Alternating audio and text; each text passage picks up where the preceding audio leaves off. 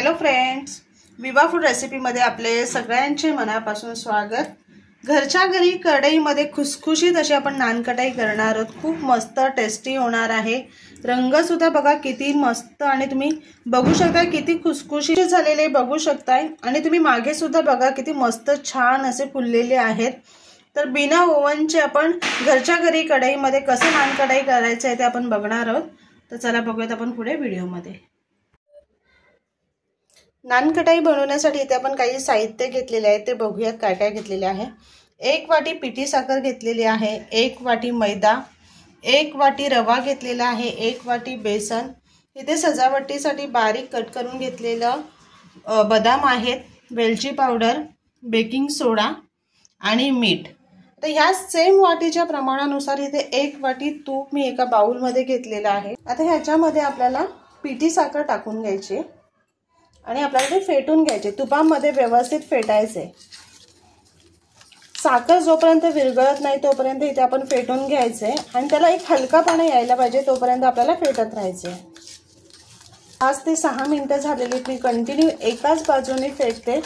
बघा किती मस्त त्याच्यात हवा भरल्याने हलकापणा आलेला आहे त्याला। असं ते हलकापणा होईल, त्याच्यामध्ये हवा छान अशी भरली जाईल। असं छान फेटून घेतलं ना की आपली नान कढई छान फुलली जाते। अजून 3 ते 4 मिनिटं मी अजून फेटून घेणार आहे। इथे आपण छान फेटून रेडी झालेला आहे। आता आपण चमचा बाजूला करून घ्यायचे आणि ह्याच्यामध्ये अशी चाळण घ्यायची किंवा जाळी घ्यायची। त्याच्यामध्ये आपण जे साहित्य घेतलेले ते 1 वाटी मैदा घेते, 1 वाटी रवा आणि ह्याच्यामध्ये बेसन टाकून घ्यायचे 1 वाटी। आता हे आपल्याला व्यवस्थित असं चाळून घ्यायचे। तर ह्याच्यामध्येच मी बेकिंग सोडा टाकून घेते आणि मीठ। व्यवस्थित असं आपण चाळून घ्यायचे। हे जे उरले ना ते आपण चमच्याने असं फोडून घ्यायचे।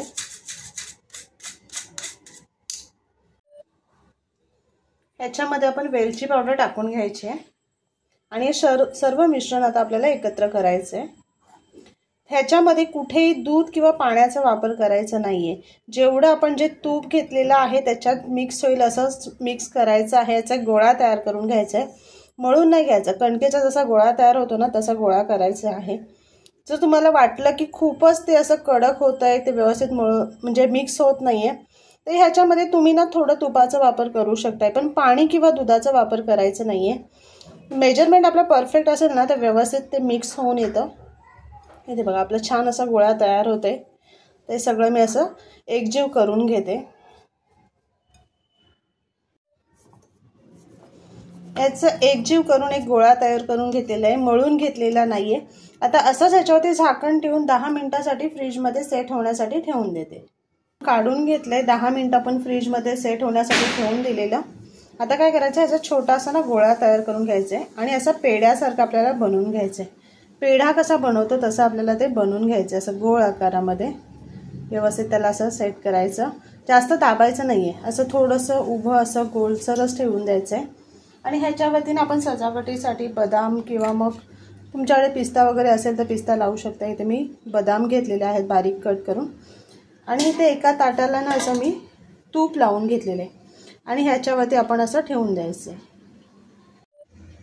इथे ना आपण असे नान कढई एवढ्या रुंदीवरती ठेवायची, जवळजवळ चिटकून ठेवायचं नाही आहेत, कारण जेव्हा ही फुलते ना तेव्हा 4 पटीने फुलते, म्हणून अशी रुंद रुंद ठेवून घ्यायची। इथे सर्व नान कढई बनवून असे ठेवून घेतलेले, सर्वांमध्ये असं थोडं थोडं अंतर ठेवलेलं आहे।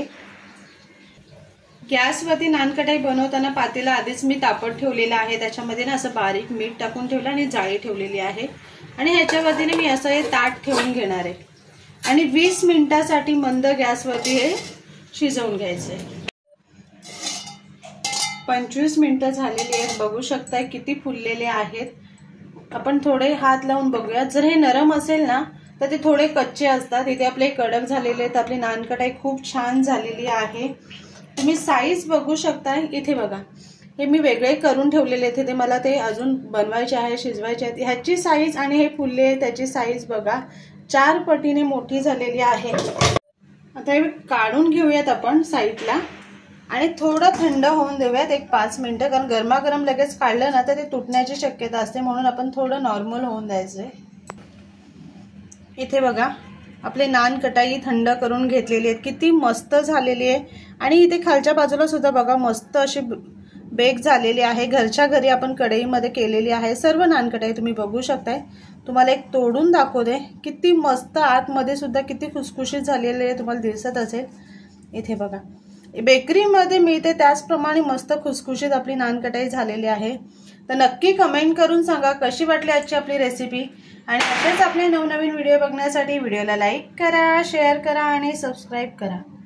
चला तर मग भेटूयात आपण पुढच्या व्हिडिओमध्ये।